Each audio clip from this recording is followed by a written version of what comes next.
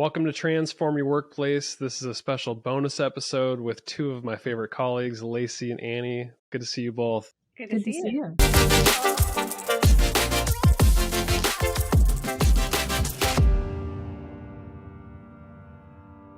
So one of the things when I got to the corporate world, and I'm sure you both could attest to this, is like something special about the culture is it's founded on trust and relationships. And even when we do employee surveys all the time, what makes the culture special? It's like the people, it's the relationships.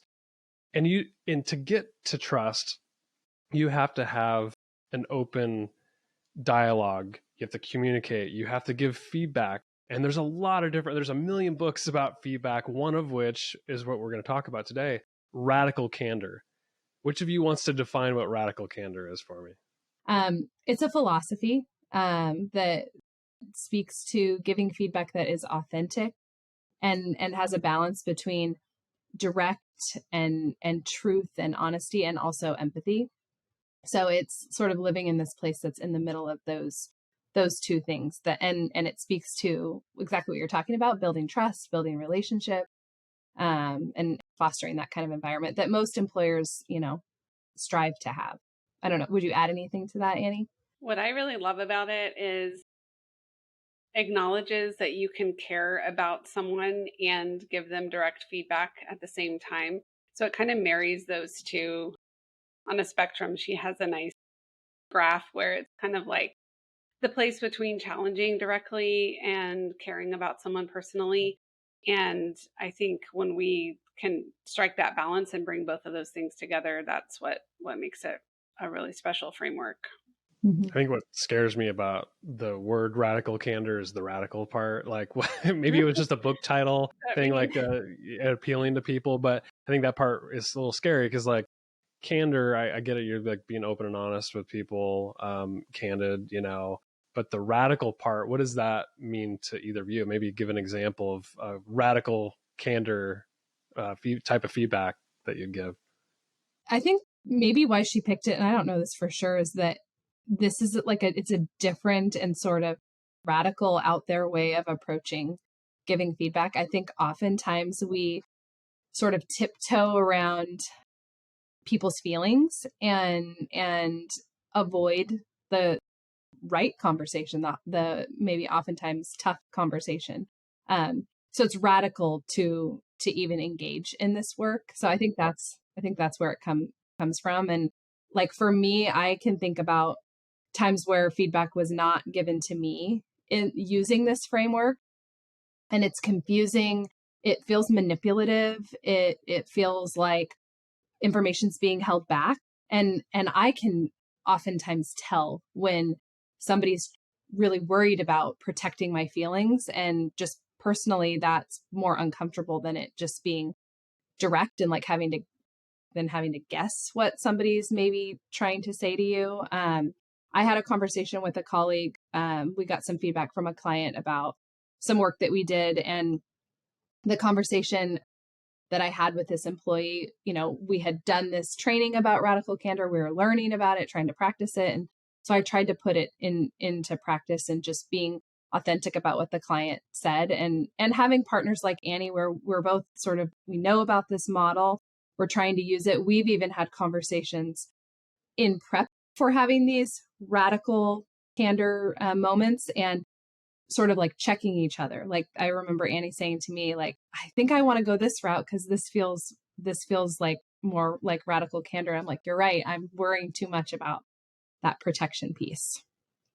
Yeah, I agree. The radical piece is just this is a departure from, not too many years ago, we've all heard that framework of like the feedback sandwich, where you start with something really positive and you kind of sneak something constructive in there, and then you quickly, follow up with something positive on the back end of that. And what that means is that the employee leaves feeling, like Lacey said, confused, or they don't understand, or maybe they're not even hearing the constructive feedback because you've kind of mushed it all together. And the best thing that you can do for someone to help them improve, if we're talking about constructive feedback, is to give them that direct and honest feedback. And It is hard to do. And I think this framework of radical candor talks about, managing your own emotions versus the emotions of the person that you're giving feedback to, which is new, I think, and a lot of people don't think about that. But you can also use it for positive feedback. I mean, there's some really good tools and frameworks inside of this that, we need to be giving really positive feedback as well. That's an interesting point you just made about the managing emotions, because I think a lot of times when people are giving feedback or hard constructive feedback, their own ego gets in the way because they want to be nice. Lacey and I are out of Portland, Oregon area, and Anna used to live here, now in North Carolina, but we have a really nice, it's a nice culture. Like we're not confrontational. We're none of those things, right? We're just like, we dance around things. There's elephants in the room all the time. And shifting to this radical candor, it's tough because you're giving the gift of feedback and people don't realize it is a gift. It truly is, because you give people an opportunity to get better. And we're worried about how we're feeling in the one giving the feedback, not thinking like, even if something stupid as like, Annie, you've got broccoli in your teeth. I just wanted to let you know that, like in private, but not that you do, but that's being nice, is actually giving that feedback versus you could be walking around all day with broccoli in your teeth, not even knowing. Right. And if you think about that example, it's like in that example, if you don't tell me I have broccoli in my teeth, you are prioritizing your own feelings versus me. I'm going around, experiencing that embarrassment all day, and nobody's, kind enough to tell me, even though that would be awkward, right? If you had to pull me aside and say, hey, you've got broccoli in your teeth, probably not the best moment that you and I would have together, but I'd be glad that you did, right? And so I could take care of it and move on with my day. But we get so hung up in, like you said, the perception of what people are going to think of us. If we, sometimes we even get into a place of like, who am I to be giving this feedback? I'm not any, we all have stuff that we need to work on. And so there's that balance of giving grace and giving people the information that they might not have visibility to in that moment. Either of you could take this one, but I'm curious, like with feedback, timing is really important. And I know a lot of poor managers, they wait till the annual performance review, then dump all the constructive feedback on an employee. But with radical candor, it seems like in the moment it would need to be happening, or at least in a timely manner so that it's actually relevant to whatever happened. What do you both think? I think it's really critical. I mean, I think from a couple angles. One is that gives people the opportunity to address it immediately. It's top of mind because it just happened. So we're not getting in this like argument about what are the details or what happened or I don't remember that. But it also starts to build that resilience to receiving feedback and to giving feedback, right? So hopefully it's a two-way street, but just kind of normalizing those conversations. So if we wait, like you said, to some formal conversation, then kind of builds up, and then maybe we have a pattern we have to address versus a one-off situation that someone can take care of right away. But if we have these timely, frequent conversations of both positive and constructive feedback, we're starting to build that skill set of like, this is normal to have things that we need to be talking about and growing from. And it doesn't make it feel like such a big deal that we've like waited till our annual review to talk about it. Lacey, when you were talking about that example of like having to give constructive feedback to a colleague, one of your employees, perhaps, walk me through leading up to that. Did you say like, hey, can we set aside time? I want to talk to you about something. Like, what kind of did you have to have agreements in place, or is it like what Annie's describing, which is you've already used that muscle so often that your teammates and colleagues understand like this is normal to have constructive feedback? Walk me through that. Yeah, I don't think the muscle is strong across the board. So I think we're still building it. So I mean, for that scenario, and I think for most, like the first piece for me was getting all the information, getting the facts so that I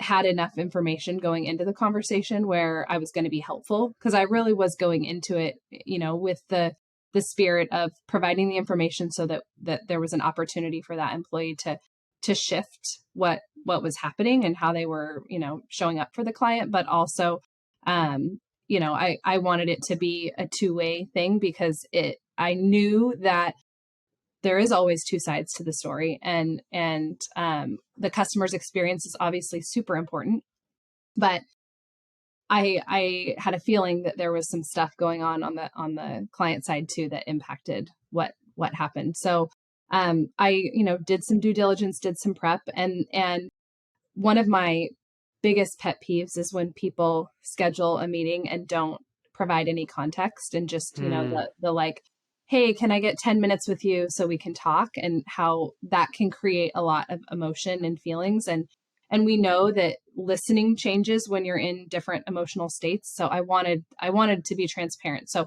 I gave enough context, about what we were going to talk about, and scheduled the meeting pretty close to when I had asked for the meeting. So I didn't schedule it on a Friday and then plan to meet with them the next Tuesday, letting somebody like sit and stew on it. And it was pretty quick after I had talked with the client too. And just, opened it up really directly and asked some questions. So, I think we think about feedback that it needs to be sort of me telling you what you did wrong and what the impact was. But there was a lot of opportunity to ask about the employee's experience during the event that we were talking about. So in the end, I mean, I think she left feeling, knowledgeable about what the experience was of the client. Like, she had the facts, and we had a path that we created together, sort of co-created these agreements on how we're going to do this going forward. There was some learning for myself too. And when I went into it, I asked her for feedback about, the support that I provided on the front end and prepping for the work that she was doing. Cause I, in reflecting and hearing the client's feedback, knew that I had a part in some of this too. So I acknowledged that. And, when you're in a leadership position, that's not easy. You want to be the one that has the answers and somebody that people can lean on. And I sometimes worry about, gosh, I don't want people to think I don't know what I'm doing. They're going to be stressed out. But I think that helped the employee feel comfortable to take some ownership too for their part in it. So, and I feel closer to that person. And I think she would say the same thing after that. Like, it will make having the next tough conversation, if we have to have one, honest, and we've got a platform to work off of. It seems like with radical candor, there's an opportunity for like empathy and compassion to be integrated inside of the like giving feedback that brings, like, because the way you're describing it, it's like, wow, a little bit of self-reflection. You probably even shared times where you made a mistake, or even looked at like, maybe I didn't set you up for success, or like you probably just did all that reflection. It seems like that would connect people better, build trust, and long term your relationship stronger, even though if it feels a little messy in the moment. Yeah. And I think there's to clarify the empathy piece, it isn't necessarily about protecting their experience in that moment from you giving the feedback, but more because people may be upset and it may be hard to hear feedback, and people may get emotional, people may cry. Like, there are all these things that can happen. And I think that's why we sometimes avoid it, or we don't say exactly what needs to be said. But it's about having understanding for the other person's lived experience, their, what might have happened from their seat during that event. So I tried to do that, and I think that does help. But it's hard to hear feedback, no matter Right. even if you follow all of this, it doesn't make it easy. Annie, from your perspective, I mean, there's a spectrum of feedback you can give. I think it's like from too harsh to too soft. That doesn't really make an impact. So how would you go about giving feedback in a radically candid way that isn't on those spectrums? Yeah, I think it's a really important thing to think about. And that's why, Lacey referenced preparing in advance, so you don't end up in the moment kind of veering into one of those sides of the spectrum. I think a lot of people do go a little bit too soft if they're not intentional about it, because, you are feeling the intensity of that moment, the discomfort of what that's like. So I think preparing in advance is important. I'm a huge fan of talking points. That's something that Xenium can help our clients prepare if they're having tough conversations. But, you want to stick to the fact and the impact. So what happened? What's the context? What happened? What's the impact of that? And I think naming, and something that Lacey and I talk about a lot, is naming the discomfort of like, gosh, I know it's really hard to hear this. And if it were me, I would want to know. I know that you're dedicated to growth. Nobody's perfect. We all, kind of normalizing it a little bit. Yeah. But not to the point where we're just saying this isn't a big deal, right? We need to be clear about what is the impact, and then also kind of shifting into where do we go from here? Like, what does this mean for our next steps? And what can we do to, support you to address this so that you feel better equipped and better prepared? There's things, in a leadership role that we can do to wrap around that. We have responsibility to do that. So taking ownership of that as well. So it's not just dumping on this employee and saying, you got to go deal with this on your own. All right, we're in this together. This is the truth and, where we're at, but I'm going to help you get through this. And, I'm on your side. One of the things that you just mentioned a bit ago was just the growth opportunity that's there. And I think like I learned this as a parent too, and being a manager is like, if you can shift your language to be really growth mindset oriented versus fixed. So like an example might be like, if you attack their personality and say like, you're always late. Yes. Like that's like fixed because it's like, that's within their personality versus, hey, I noticed you were late the last couple of times. What's up? It's a behavior based thing that there's an opportunity to grow from that. Mm-hmm. So have you guys either of you ran into those situations, catching yourself from doing a fixed mindset piece of feedback versus behavior based? Mm-hmm. Yeah, I think what that tells you, if you notice that, where you're like, okay, I'm noticing a pattern, or I'm wanting to address this, like you said, this pattern of lateness or this thing that's happening a lot, then it probably means we're not being persistent in that timely communication and feedback in the moment. So, hey, you were late to this meeting. What happened? Is there something you need or whatever that looks like? So we're not waiting until it piles up, because then you do start to have those, I think, a natural tendency to have a bias in yourself towards like, oh, overgeneralizing, this person is not reliable, right? Like, and maybe in reality, it's only 3 meetings that they were late to. But it's making sure that you are getting specific about those behaviors, and that really takes away, the tendency for someone to have to then defend themselves as a person or defend themselves and their character, where it's like, we have a fact here. You were 5 minutes late. Like we can all look at the clock and see that, right? So that's just a behavior, and everybody has behaviors. But if we veer into the personality or we overgeneralize that behavior, then people are more likely to respond in a defensive place. Mm-hmm. I think it's something newer managers do too. Like I have found, you send over documentation for us to review or something like that. And it's, they're talking about the person's character and their personality versus the specific behavior that happened. And always results in a defensive response. Like I don't think I've ever been in a meeting where a manager hasn't gone that route and had somebody like, oh my gosh, you're right. I am a terrible person. Like it's not, doesn't go well. So no. I think where you can focus on the specific actions that were taken or missteps, it goes a long way. Same with the positive, because I think we often overgeneralize on the positive. So we'll say things like, you're such a great presenter, or you're such a great public speaker. And where you can get specific with positive accolades goes a long way. And there's a ton of research and data out there that talks about recognizing and rewarding positive behaviors has a much greater impact on that continuing than punishing people for doing the wrong thing. So like noticing when people show up and do a great job, especially when you've given them feedback. Maybe you've talked to somebody about being late and they're starting to show up on time. Like notice that and acknowledge it and call out the specific thing.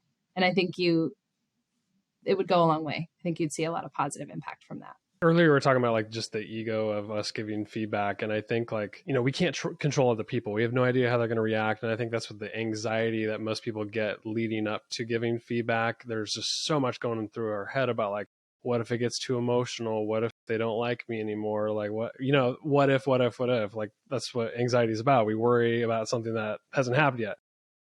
But sometimes things do get a little messy. Some people can get emotional. You both are managers. I don't know if you've run into a situation where you've given feedback, it was received, but it's gotten emotional. How would you handle that? I've had sort of all on the spectrum. So I've had employees who shut down And their response to constructive feedback is they internally process it. They're not responsive, like literally just staring at you. They know that if they say something, they may start crying. And a lot of employees, that sort of, they don't want to do that at work. So I've had to deal with that. And then I've had people who've gotten angry and upset and, visibly, shaking. People have physical reaction, like their skin gets red, that type of stuff.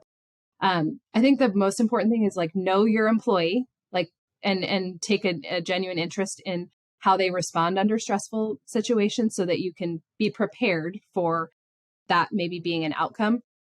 Don't force the conversation. So I've had times where I've had to say, this is difficult and I can tell that it's upsetting. And I think maybe it would be best for both of us to take a break, but we're going to revisit this and I'm going to grab some time for us tomorrow because I don't want us to go longer than 24 hours before we talk about it again.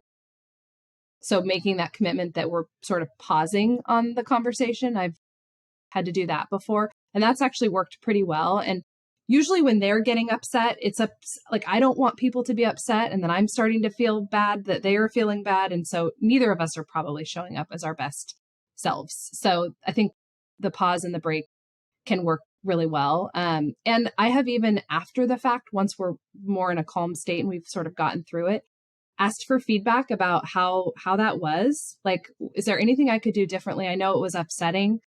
We may need to have these kinds of conversations again. So I'd love to know if there's something I could do differently that would help. I think that goes a long way. And it sort of demonstrates what Annie's talking about, this creating this culture where this feedback loop is normal is going to require that you're asking for feedback yourself too. Even if maybe they say you did a terrible job all around, that was awful.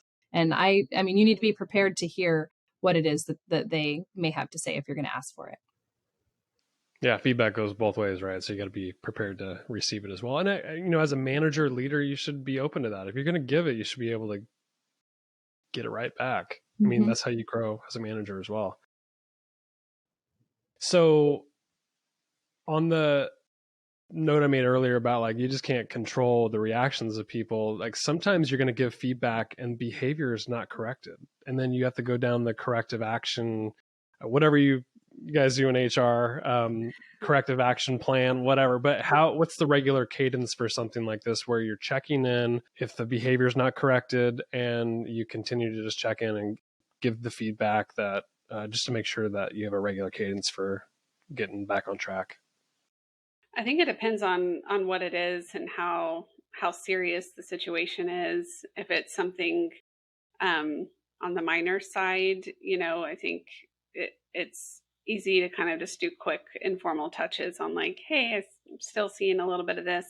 If it's something more severe or something that you can tell there's no effort or intention to improve in that specific area that you've given feedback, it's revisiting, having another conversation, making sure that was it the last time we talked about it, was this clear? Because I thought we were, we agreed on this, or I shared this feedback as an expectation, and you had agreed to that. So help me understand what some of the barriers are to not getting there yet, and what do you need? So I like to be able to have a couple of those conversations before you have to get into corrective action, because I think that does kind of flip the switch in the narrative where some people, not everyone, but some people, that causes them to just spin, and they're in a place where they're less likely to succeed. Yep. So if we can get at some of the root cause, if we can really have those trust building conversations to do what we can to get them on the right path, that's ideal before we head down with corrective action, but or a performance improvement plan. But sometimes you need to, right? Sometimes it's just, this is where we're at, and that's our best option. Yeah, I think about it like there's always going to be some non-negotiables in a job that just like, we can't tolerate X. But there are other things that are maybe a little more squishy. And so I think as a manager, you need to know what those essential things are, that there isn't much wiggle room on. And then I think to Annie's point, it's a customized approach. It's not black and white. It's not a one size fits all. Documenting is important. But I always tell managers, behavior doesn't change just because you can write a really good performance improvement plan or you have mastered the art of a write-up. It changes inside of a transformational conversation, and that's what we're talking about. And that takes practice and training and doing it and asking for feedback and doing it again and trying different things. And you can do it one way with one employee and another way, you do the same thing with someone else and you get maybe a different response. So that's where the work needs to happen, and not such focus on making sure that all of those written documents, that's important. We can't do HR without it, but the real movement happens inside of these meetings that you're having. That's so well said, Lacey. I remember years ago, one of our old colleagues, Tana Thompson, she used to say transformation happens one conversation at a time. And that always stuck with me. And I think it's so true about giving feedback, because you might give feedback, but then, you might have to address it again. And, but make sure in the one-on-ones that you're just always checking in and having those deep conversations. I think that's where the change really does happen. Mm-hmm. So you're both HR leaders, also manage people.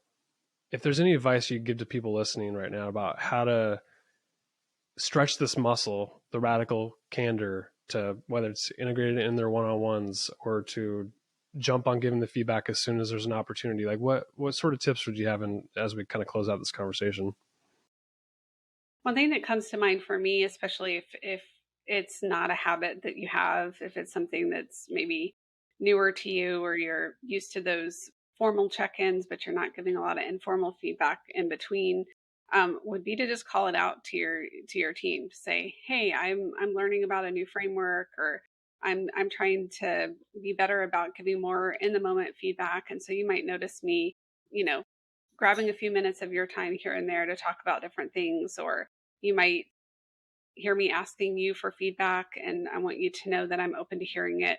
So really just kind of being transparent about the fact that you're going to be trying to do this more, I think, versus just making a change and then people starting to get a little bit anxious about that. I think, modeling it and then rewarding it when it does happen. So when other people are giving feedback, or when you see people receiving feedback really well, that is a skill set in and of itself, and it's worthy of recognition. So really honoring that when people do a good job of receiving feedback, giving them kudos for that, and kind of keep going. It's that persistence of, it takes work, it takes diligence, but the more you can build that, then the more trust you have with your team, and the better we can all grow together.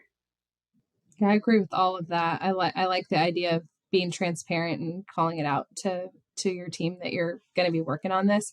I like to look back and sort of check in with myself on how did I do on things. So maybe making your own little checklist of was I honest?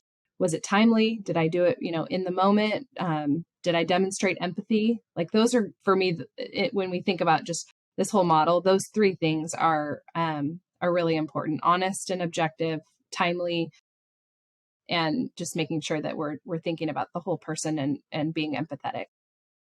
And then if I'm feeling good about all those things, then just keep doing it. It's just going to take time, building that muscle up. Well, this has been an awesome conversation. Thank you both for coming on. Anything you want to say before we leave? Okay. Well, great. Yeah, thanks for coming on Transform Your Workplace. Thanks for having us.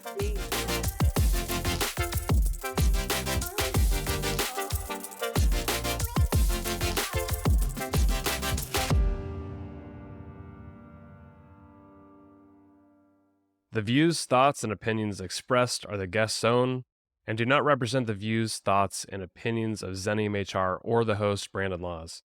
The material and information presented on Transform Your Workplace is for general information and educational purposes only. Xenium HR or the host, Brandon Laws, does not necessarily endorse any guest, their business, or any organization they represent. Discretion is advised. Please work with a trusted advisor to find a custom approach that fits your organization's needs.